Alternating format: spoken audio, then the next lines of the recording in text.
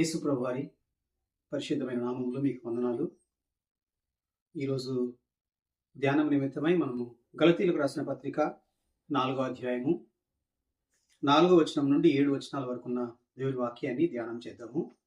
గలతీలకు రాసిన పత్రిక 4వ అధ్యాయము 4 నుండి 7 వరకు. అయితే కాలము పరిపూర్ణమైనప్పుడు దేవుడు తన కుమారుని పంపెను. ఆయన స్త్రీ యందు పుట్టి మనము దత్తపుత్రులము కావాలనని ధర్మశాస్త్రమునకు లోబడి ఉన్న వారిని విమోచించుటకై ధర్మశాస్త్రమునకు లోబడిన వాడాయను. మరియు మీరు కుమారులై ఉన్నందున నాయనా తండ్రి అని మొరపెట్టు తన కుమారుని ఆత్మను దేవుడు మన హృదయములలోనికి పంపెను. కాబట్టి నీవికి దాసుడవు కావు, కుమారుడవే. కుమారుడవైతే దేవుని ద్వారా వారసుడవు. మనము క్రిస్మస్ సెలబ్రేట్ చేసుకుంటున్నటువంటి దినాల్లో ఉన్నాము.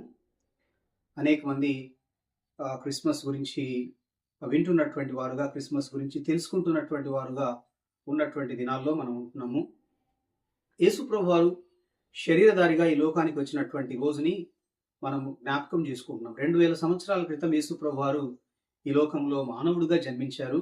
ఆయన యొక్క జననాన్ని జ్ఞాపకం చేసుకుంటూ క్రిస్మస్ని సెలబ్రేట్ చేసుకోవడం అన్నటువంటిది మనం చూస్తూ ఉన్నాం.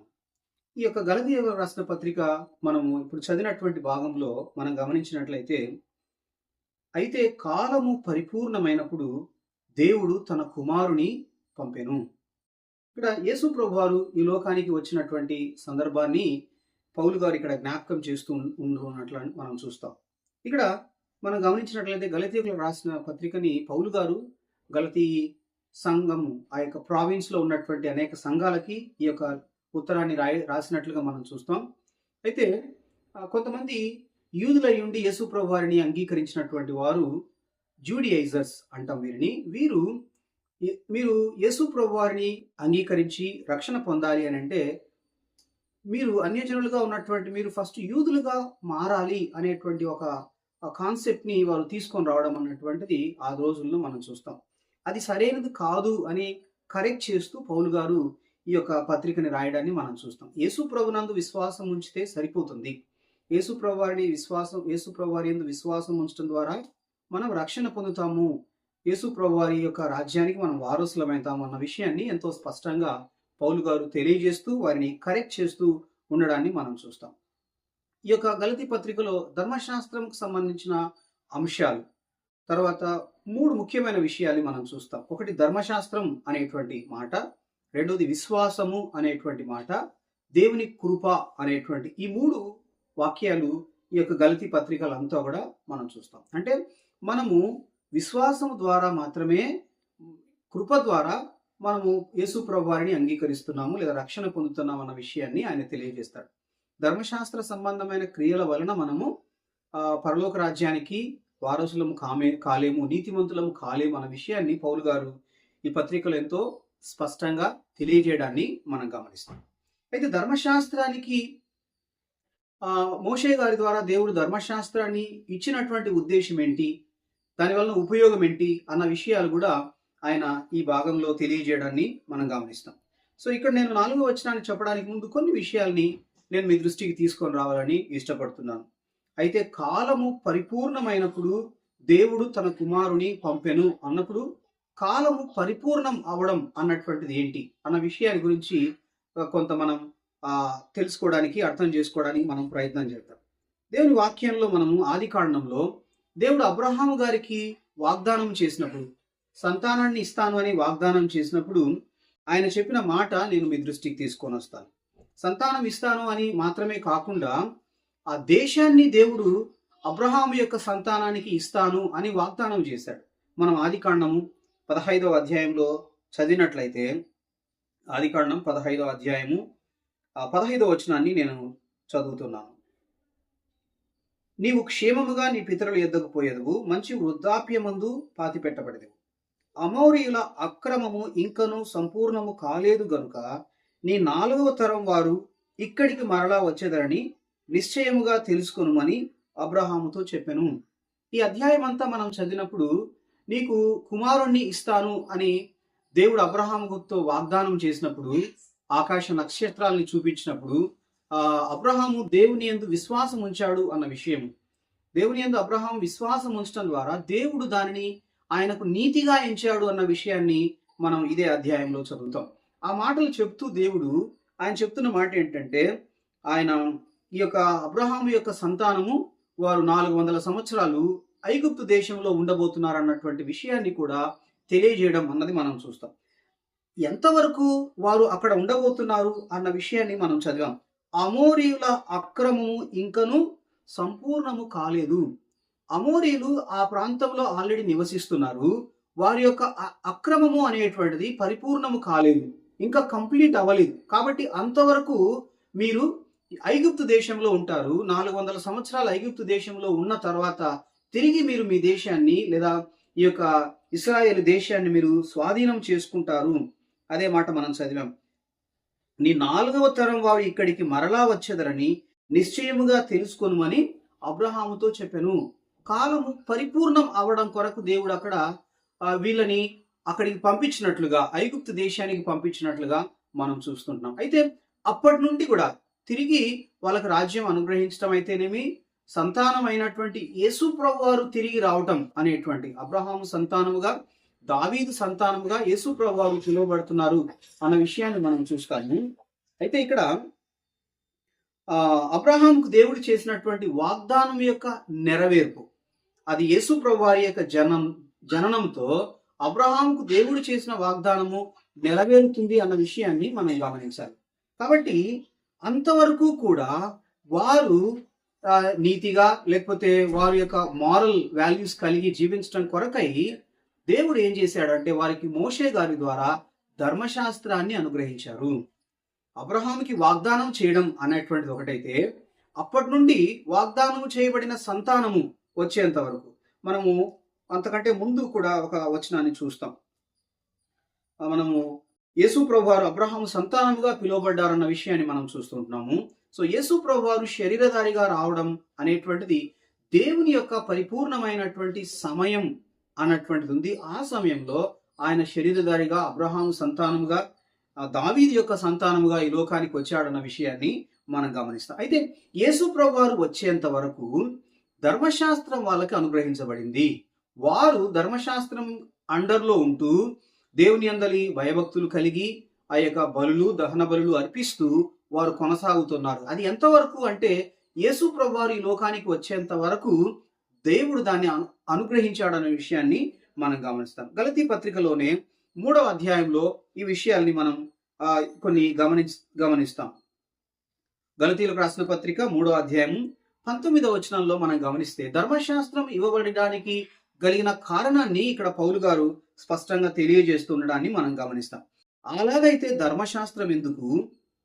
ఎవనికి ఆ వాగ్దానము చేయబడినో ఆ సంతానము వచ్చు వరకు అది అతిక్రమమును బట్టి దానికి తరువాత ఇయ్యబడెను.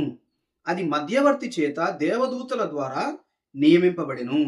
కాబట్టి యేసు ప్రభువారు అబ్రహాము సంతానమైనటువంటి యేసు ప్రభువారు ఈ లోకానికి వచ్చేంత వరకు అది ధర్మశాస్త్రం అనేటువంటిది యూదులకు లేదా ఇశ్రాయేలు ప్రజలకు అనుగ్రహించబడింది. సో యేసు ప్రభువారి యొక్క రాకడ కొరకు, యేసు ప్రభువారి యొక్క శరీరధారిగా ఆయన రావడం కొరకైన ఎదురు చూపు వాళ్ళు చూస్తూ ఉన్నారు అన్న విషయాన్ని మనం ఇక్కడ చూస్తాం. 23వ వచనంలో కూడా, గలతీ పత్రిక 3వ అధ్యాయం 23వ వచనంలో, విశ్వాసము వెల్లడి కాక మునుపు ఇక ముందుకు బయలుపరచబడబోవు విశ్వాసము అవలంబించవలసినటువంటి వారముగా చెరలో ఉంచబడినట్టు మనము ధర్మశాస్త్రమునకు లోబడిన వారమైతిమి. ఎంతవరకు అంటే విశ్వాసము వెల్లడి కాక మునుపు వరకు. ఎప్పుడైతే విశ్వాసం వెల్లడైందో, ఎప్పుడైతే యేసు ప్రభువారు ఈ లోకానికి వచ్చారో అప్పటి నుండి ధర్మశాస్త్రం అనేటువంటిది యేసు ప్రభువారు నెరవేర్చారు. కాబట్టి ఇంకా ధర్మశాస్త్రంతో పని లేదు అన్న విషయాన్ని ఎంతో స్పష్టంగా పౌలు గారు తెలియజేయడాన్ని మనం గమనిస్తాం. అంటే అబ్రహాముకు దేవుడు చేసిన వాగ్దానము నెరవేర్చేంత వరకు ధర్మశాస్త్రం వాళ్ళకు అనుగ్రహించబడింది. సో దేవుడు నియమించినటువంటి సమయంలో దేవుని యొక్క ఇక్కడ చెప్పిన పరిపూర్ణమైనటువంటి సమయం ఎప్పుడైతే వచ్చిందో అప్పుడు దేవుడు తన కుమారుడైన యేసు ప్రభువారిని శరీరధారిగా ఈ లోకానికి పంపాడన్న విషయాన్ని మనం గమనించాలి. గలతీ పత్రిక 4వ అధ్యాయం 4వ వచనం మనం చదివిన భాగం. అయితే కాలము పరిపూర్ణమైనప్పుడు దేవుడు తన కుమారుని పంపెను. కాలము పరిపూర్ణమైనప్పుడు. So at the right time దేవుడు యేసు ప్రభు వారిని లోకానికి పంపించారన్న విషయాన్ని మనం గమనిస్తాం. దేవునికి కంపల్సరీగా ఒక పర్టికులర్ టైం అన్నటువంటిది ఉంటుంది అన్న విషయం దేవుని వాక్యం ఎంతో స్పష్టంగా తెలియజేస్తుంది. దేవుడు తాను అనుకున్నటువంటి టైంలో ఆయన పనిని నిర్వర్తించేవాడుగా చేసేవాడుగా ఉంటాడన్న విషయాన్ని మనం గమనిస్తాం. మనము అబ్రహాముకి సంతానం ఇచ్చేటువంటి అప్పుడు కూడా ఇస్సాకుని సంతానంగా ఇస్తున్నప్పుడు ఆయన దేవుడు అబ్రహాముతో చెప్పినటువంటి మాట మనం గమనిస్తాం. నెక్స్ట్ ఇయర్ ఈ టైంకి నేను నీకు కుమారుని ఇవ్వబోతున్నానని కరెక్ట్గా ఆ టైంని మెన్షన్ చేసినటువంటి సంగతిని మనం గమనిస్తాం. కాబట్టి దేవుడు తన చిత్తానుసారముగా ఏర్పాటు చేసిన సమయము చొప్పున తాను కార్యాలు నిర్వర్తించేవాడుగా చేసేవాడుగా ఉన్నాడు అన్న విషయాన్ని మనం గమనిస్తాం. యేసు ప్రభు వారు అట్లే బాప్తిస్మ ఇచ్చే యోహాను వారు సువార్త ప్రారంభం చేసినప్పుడు కూడా ఇదే మాటను వాళ్ళు మెన్షన్ చేయడాన్ని కూడా మనం చూస్తాం. యేసు ప్రభు వారు సువార్త ప్రారంభం చేస్తున్నటువంటి సమయంలో మనము మార్కు సువార్తలో ఒక వచనాన్ని నేను మీకు చూపిస్తాను. మార్కు సువార్త 1వ అధ్యాయంలో మనం గమనించినట్లయితే ఆయన సమయాన్ని గురించి మాట్లాడుతున్నప్పుడు 9వ వచనం మనం గమనించినట్లయితే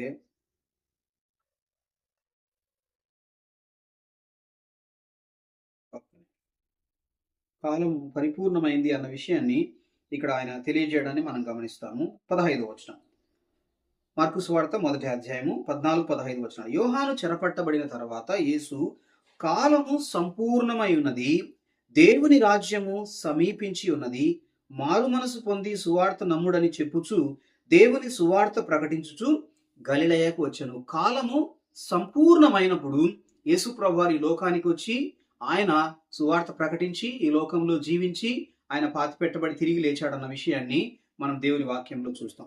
ఇప్పుడు మనం చదివినటువంటి భాగంలో కొన్ని విషయాలు మనం చూద్దాం. కాలము పరిపూర్ణమైనప్పుడు దేవుడు తన కుమారుని పంపెను. ఇక్కడ దేవుడు తన కుమారుని పంపెను అని చెప్తున్న ఈ మాటలో ఇక్కడ మనం అర్థం చేసుకోవాల్సింది ఏంటంటే యేసు ప్రభువారు తండ్రి అయిన దేవునితో ఆయన ముందుగానే ఉన్నాడు అన్న విషయం ఈ మాట మనకు ఎంతో స్పష్టంగా తెలియజేస్తుంది. దేవుడు తన కుమారుని పంపెను. తండ్రి అయినటువంటి దేవుడు, కుమారుడైనటువంటి దేవుడు, పరిశుద్ధాత్మ దేవుడు. సో తండ్రి అయిన దేవుడు తన దగ్గర ఉన్నటువంటి యేసు ప్రభువారిని, కుమారుడైనటువంటి దేవుణ్ణి ఆయన ఈ లోకంలోనికి పంపాడు అన్న విషయాన్ని మనం ఇక్కడ చూస్తుంటున్నాం. దేవుడు తన కుమారుని పంపెను. యేసు ప్రభువారు మాత్రమే ఆయన మానవుడిగా ఈ లోకంలో జన్మించక ముందుగానే ఉన్నటువంటి వాడు. ఆయన సృష్టికి ముందుగానే ఆయన తండ్రితో కూడా ఉన్నాడు అన్న విషయాన్ని మనం దేవుని వాక్యంలో ఎంతో స్పష్టంగా గమనిస్తాము. యోహాను సువార్త 1వ అధ్యాయము 1వ వచనం మరియు 14వ వచనం మనకు తెలిసినటువంటి మాట. ఆదియందు వాక్యం ఉండెను, వాక్యము దేవుని యొద్ద ఉండెను, వాక్యము దేవుడై ఉండెను. అట్లే 14వ వచనంలో మనం గమనిస్తే ఆ వాక్యము శరీరధారి అయి కృపాసత్య సంపూర్ణుడుగా మన మధ్య నివసించెను. అట్లే మనం యోహాను సువార్త 3వ అధ్యాయము 16వ వచనం కూడా మనకు తెలిసినటువంటి మాట. దేవుడు లోకమును ఎంతో ప్రేమించెను, కాగా ఆయన తన అద్వితీయ కుమారుడుగా పుట్టిన వాని యందు విశ్వాసముంచు ప్రతి వాడును నశింపక నిత్య జీవము పొందినట్లు ఆయనను అనుగ్రహించెను. యేసు ప్రభువారు ఇవ్వబడినట్లుగా మనం చూస్తాం. తండ్రి అయినటువంటి దేవుడు కుమారుడైనటువంటి దేవుణ్ణి ఈ లోకానికి పంపించాడు. ఒక పని కొరకు, ఒక మిషన్ కొరకు యేసు ప్రభువారు ఈ లోకానికి పంపబడ్డారు అన్న విషయాన్ని మనం ఇక్కడ చూస్తుంటున్నాము. అదే వచనం మనం కంటిన్యూ చేసినట్లయితే ఆయన స్త్రీ యందు పుట్టి మనము దత్తపుత్రులము కావాలనని ధర్మశాస్త్రమునకు లోబడి ఉన్న వారిని విమోచించుటకై ధర్మశాస్త్రమునకు లోబడిన వాడాయను. ఆయన స్త్రీ యందు పుట్టారు. యేసు ప్రభువారు వాగ్దాన ప్రకారము, ప్రవచనం యొక్క నెరవేర్పు ప్రకారం యేసు ప్రభువారు శరీరధారిగా ఈ లోకంలో జన్మించడానికి ముందు 700 సంవత్సరాలకు ముందుగానే యెషయా ప్రవక్త ద్వారా యెషయా గ్రంథం 7వ అధ్యాయం 14వ వచనంలో మనకు తెలిసినటువంటి మాట, కన్యక గర్భమందు యేసు ప్రభువారు జన్మిస్తారు అన్న విషయము దేవుడు ముందుగానే ప్రవక్తల ద్వారా వాగ్దానం చేశాడు. ఆ యొక్క వాగ్దానం యొక్క నెరవేర్పు ప్రకారం, ప్రవచనం యొక్క నెరవేర్పు ప్రకారము యేసు ప్రభువారు ఆయన స్త్రీ యందు పుట్టారు అన్న విషయాన్ని మనం గమనిస్తున్నాము. కాబట్టి యేసు ప్రభువారు ఈ లోకంలో ఆయన ఒక స్త్రీ ద్వారా, కన్యక అయినటువంటి మరియమ్మ గర్భము ద్వారా, పరిశుద్ధాత్మ ద్వారా ఆయన ఈ లోకంలో శరీరధారిగా జన్మించాడు అన్నటువంటి విషయాన్ని మనం గమనిస్తుంటున్నాము. మనం ఆదికాండం 3వ అధ్యాయం 15వ వచనంలో చూసినట్లయితే దేవుడు ఎంతో ముందుగానే స్త్రీ ద్వారా లేదా స్త్రీ యొక్క సంతానముగా యేసు ప్రభువారు ఈ లోకంలో జన్మించబోతున్నాడు అన్నటువంటి విషయాన్ని చాలా ముందుగానే దేవుడు బయలుపరిచాడు, తెలియజేశాడు అన్నటువంటి విషయాన్ని మనం గమనిస్తాం. ఆదికాండం 3వ అధ్యాయం 15వ వచనాన్ని మనం చూస్తే, మరియు నీకును స్త్రీకిని నీ సంతానమునకును ఆమె సంతానమునకును వైరము కలుగజేసేదను, అది లేక ఆయన నిన్ను తల మీద కొట్టును, నీవు దానిని మడిమ మీద కొట్టుదు అని చెప్పెను. ఇది మొట్టమొదటిగా యేసు ప్రభువారి మానవుడిగా ఈ లోకానికి రాబోతున్నాడు అన్నటువంటి ప్రవచనము అన్న విషయాన్ని మనం గమనిస్తాం. మొట్టమొదట యేసు ప్రభువారి ఈ లోకానికి రాబోతున్నారు అన్న విషయాన్ని తెలియజేసినటువంటి సందర్భము ఇది. నీకును స్త్రీ సంతానమునకును ఏమవుతుంది, వైరము కలుగజేస్తును. ఇక్కడ ఒక మరియమ్మ ద్వారా లేదా కన్యక అయినటువంటి మరియమ్మ ద్వారా యేసు ప్రభువారు ఈ లోకానికి రాబోతున్నారన్న విషయాన్ని దేవుడు ముందుగానే తెలియజేశాడన్నటువంటి విషయాన్ని మనం ఇక్కడ గమనిస్తున్నాం. అయితే యేసు ప్రభువారు ఈ లోకంలో జన్మించడానికి ఉన్నటువంటి అనేక కారణంలో ఇక్కడ వ్రాయబడిన 2 కారణాలు నేను మీ దృష్టికి తీసుకొని రావడానికి ఇష్టపడుతున్నాను. ఆయన స్త్రీ యందు పుట్టి మనము దత్తపుత్రులము కావాలనని ధర్మశాస్త్రమునకు లోబడి ఉన్న వారిని విమోచించుటకై ధర్మశాస్త్రమునకు లోబడిన వాడాయను. మనల్ని విమోచించటం కొరకై యేసు ప్రభువారు ఈ లోకంలో జన్మించాడన్న విషయాన్ని ఇక్కడ ఎంతో స్పష్టంగా తెలియజేయబడుతుండడాన్ని మనం గమనిస్తుంటున్నాం. యేసు ప్రభువారు ధర్మశాస్త్రాన్ని పూర్తిగా నెరవేర్చిన వారుగా ఉన్నారు. ఆయన ధర్మశాస్త్రాన్ని నెరవేర్చడం ద్వారా వచ్చినటువంటి నీతిని ఆయన తన యందు విశ్వాసం ఉంచిన వారికి ఆయన అనుగ్రహించిన వాడుగా ఉన్నాడన్న విషయాన్ని మనం గమనిస్తాం. కాబట్టి ఇక్కడ విమోచించటం కొరకై యేసు ప్రభువారు వచ్చారు. ఇది మామూలుగా ఆ రోజుల్లో ఇది స్లేవ్ మార్కెట్ కి సంబంధించినటువంటి అంశంగా మనం చూస్తాం. దాసులుగా ఉన్నటువంటి వారు అమ్మబడేటువంటి వారుగా ఉంటారు. మనం వెళ్ళి ఎవరైనా మనకు పని చేయడం కొరకై ఎవరైనా మనం తెచ్చుకోవాలి అనుకుంటే, దాసులుగా తీసుకోవాలి అనుకుంటే, మనం ఆ యొక్క స్లేవ్ మార్కెట్కి వెళ్ళి, దాసుల్ని అమ్మేటువంటి మార్కెట్కి వెళ్ళి మనము వాళ్ళ ప్రైస్ ఎంతైతే ఉంటుందో, వెల ఎంతైతే ఉంటుందో అది ఇచ్చి వారిని మనం తీసుకోవడం అనేటువంటి అంశాన్ని ఇక్కడ మనం చూస్తాం. అయితే యేసు ప్రభువారు ఏం చేశారంటే,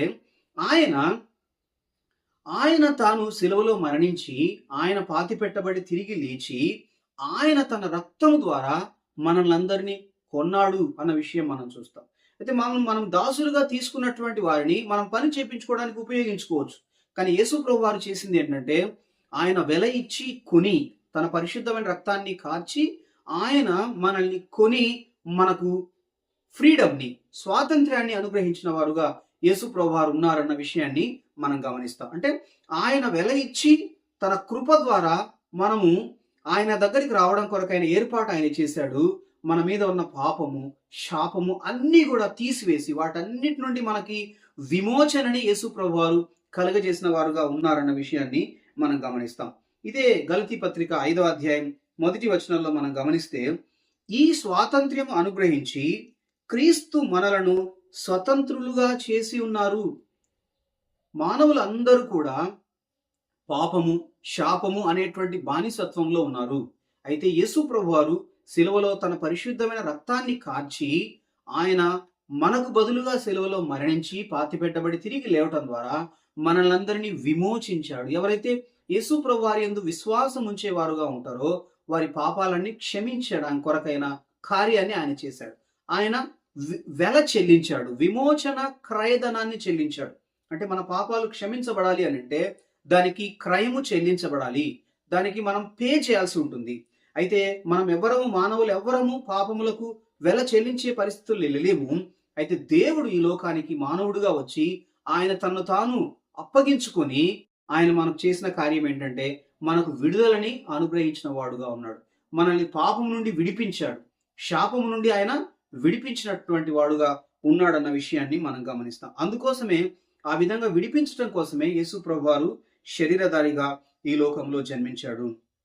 ఆయన స్త్రీ యందు పుట్టి మనము దత్తపుత్రులము కావాలనని ధర్మశాస్త్రమునకు లోబడి ఉన్న వారిని విమోచించుటకు ధర్మశాస్త్రమునకు లోబడిన వాడాయను. ఇంకొక మాట ఆయన చెప్తున్నాడు, దత్తపుత్రులము కావాలని. ఇంకొక రీజన్, యేసు ప్రభువారు మన కొరకు ఈ లోకానికి రావడము, ఆయన సిలువలో మరణించి చనిపోయి తిరిగి లేవటం ద్వారా ఆయన మనకు చేస్తున్న ఇంకొక ఉపకారం ఏంటంటే మనము దత్తపుత్రులము కావాలని.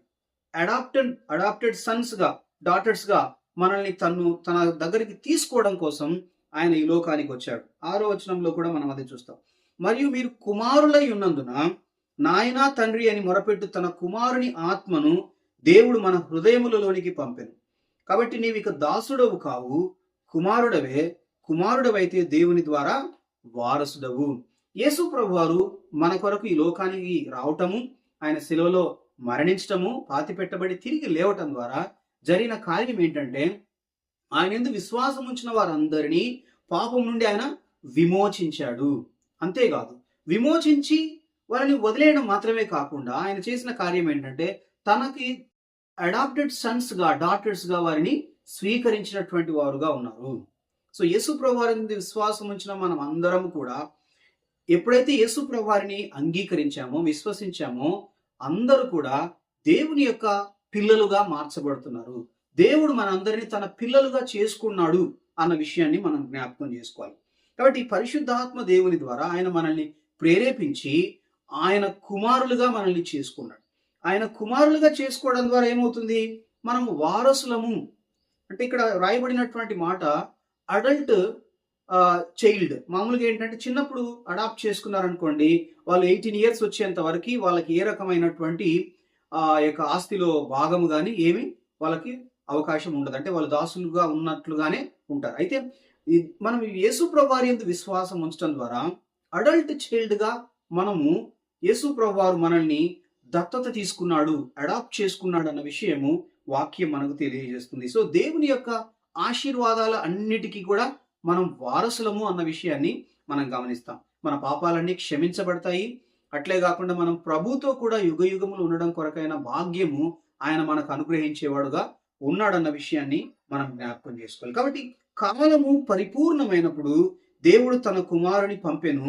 ఆయన స్త్రీ యందు పుట్టి మనము దత్తపుత్రులము కావాలనని ఆయన ధర్మశాస్త్రమునకు లోబడి ఉన్న వారిని విమోచించుటకై ఆయన ధర్మశాస్త్రమునకు లోబడిన వాడాయను అన్న విషయాన్ని మనం చూస్తాం. ఆయన ధర్మశాస్త్రానికి లోబడి ఆయన ధర్మశాస్త్రాన్ని పూర్తిగా నెరవేర్చి ఆయన పాపాలకు రావాల్సిన పరిహారాన్ని ఆయన చెల్లించి మనల్ని తన కుమారులుగా చేసుకున్నాడు. మనల్ని పాపము నుండి, శాపము నుండి విమోచించాడు అన్న విషయాన్ని మనం జ్ఞాపకం చేసుకుంటాం. ఒక వచనాన్ని నేను చూపించి ముగిస్తాను. కొరింథీయులకు రాసిన 2వ పత్రిక, పౌలు గారు కొరింథీయులకు రాసిన 2వ పత్రిక 5వ అధ్యాయము 21వ వచనం.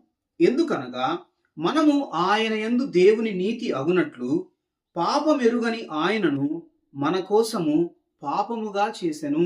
యేసు ప్రభువారి యందు ఏ పాపము లేదు. యేసు ప్రభువారు ఆయన పాపము లేనివాడుగా జీవించాడు, పాపము లేనివాడుగా జన్మించాడు, పాపము లేనివాడుగా ఆయన జీవించాడు. అయితే మన కోసము పాపమెరుగని ఆయన మన కోసము పాపముగా చేయబడ్డాడు. సో యేసు ప్రభువారు పాపముగా చేయబడడం ద్వారా ఆయన యందు విశ్వాసం ఉంచిన వారందరూ కూడా నీతిమంతులుగా చేయబడుతున్నారు. యేసు ప్రభువారు మనందరికీ బదులుగా శిక్ష అనుభవించడం ద్వారా ఆయన యందు విశ్వాసం ఉంచిన వారందరికీ నీతి కలుగుతుంది. వారందరూ నీతిమంతులుగా తీర్చబడతారు. దేవుని సన్నిధిలో ధైర్యంగా నిలబడగలిగేటువంటి భాగ్యము దేవుడు తన కృప ద్వారా అనుగ్రహించేవాడుగా ఉన్నాడన్న విషయాన్ని దేవుని వాక్యం ఎంతో స్పష్టంగా తెలియజేస్తుంది. కాబట్టి ఈ క్రిస్మస్ సీజన్లో దేవుడు కాలము పరిపూర్ణమైనప్పుడు తన కుమారుని పంపారు. యేసు ప్రభువారు ఈ లోకంలో జన్మించి 2000 సంవత్సరాల క్రితమే ఆయన ఈ లోకంలో జన్మించాడు. ఆయన మరణించి పాతిపెట్టబడి తిరిగి లేచాడు. అయితే ఆయన ఇప్పుడు పరలోకంలో ఉన్నాడు. ఆయన తిరిగి రాబోతున్నాడు. యేసు ప్రభువారు రెండోసారి రాబోతున్నాడు. తన యందు విశ్వాసం ఉంచిన వారందరినీ తనతో పాటు తీసుకొని వెళ్ళడానికి యేసు ప్రభువారు తిరిగి రాబోతున్నాడు అన్న విషయాన్ని మనం దేవుని వాక్యం ద్వారా స్పష్టంగా అర్థం చేసుకుంటాం. కాబట్టి ఇంకా ఎవరైనా యేసు ప్రభువారిని యందు విశ్వాసం ఉంచకపోతే, మీరు యేసు ప్రభువారి యందు విశ్వాసం ఉంచడం ద్వారా మీరు దేవుని కుమారులుగా చేయబడతారు. మీరు పాపము నుండి, శాపము నుండి విమోచించబడి ఆయన కుమారులుగా చేయబడడం కొరకైన కృప దేవుడు మీకు అనుగ్రహించడానికి సిద్ధంగా ఉన్నాడని తెలియజేయడానికి నేను ఎంతో సంతోషిస్తున్నాను. మీరు ఒక చిన్న ప్రార్థన ఈ విధంగా చేసినట్లయితే ప్రభువా, మీరు నా నిమిత్తమే ఈ లోకంలో జన్మించావని నేను నమ్ముతున్నాను. నా పాపముల నిమిత్తము మీరు శిలువలో మరణించి పాతి పెట్టబడి తిరిగి లేచావని నేను నమ్ముతున్నాను ప్రభువా. నా పాపాలని క్షమించు, నన్ను నీ కుమారునిగా నీ కుమార్తెగా చేసుకో ప్రభువా అని మీరు చిన్న ప్రార్థన చేసినట్లయితే ప్రభు మీ పాపాలన్నీ క్షమించి మీకు తన కుమారుడుగా మిమ్మల్ని చేసుకొని మీకు నిత్య జీవాన్ని పరలోకాన్ని అనుగ్రహించడానికి ఇష్టపడుతున్నాడు. ఆ విధంగా చేయడానికి మీరు ఇష్టపడినట్లయితే నాతో కలిసి ఈ విధంగా ప్రార్థన చేయాలని మీకు మనవి చేస్తున్నాను. పరిశుద్ధుడైన తండ్రి, యేసు ప్రభువారి నామములో వందనాలు. మీరు నా నిమిత్తమై ఈ లోకంలో జన్మించారని నేను నమ్ముతున్నాను. నా పాపముల నిమిత్తమై శిక్ష మీరు అనుభవించారని నేను నమ్ముతున్నాను. నా పాపాలని క్షమించు ప్రభువా, నన్ను నీ బిడ్డగా చేసుకో,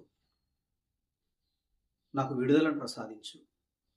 యేసు ప్రభువారి నామంలో ప్రార్థిస్తున్నాను తండ్రి, ఆమేన్.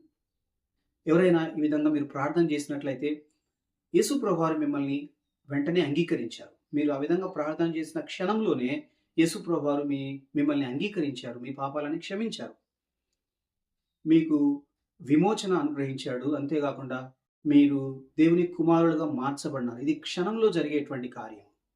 మీరు పరలోక రాజ్యానికి వారసులుగా చేయబడినారని చెప్పడానికి కూడా నేను ఎంతో సంతోషిస్తున్నాను. ఆ విధంగా మీరు ప్రార్థన చేసినట్లయితే దయచేసి ఆ విషయాన్ని మాకు తెలియజేయవలసిందిగా మీకు మనవి చేస్తున్నాను. Thank you. Praise the lord.